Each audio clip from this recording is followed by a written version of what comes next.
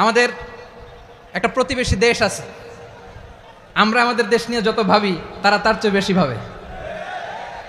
কথা বুঝতেছেন না? আরো ভেঙে বলতে হবে।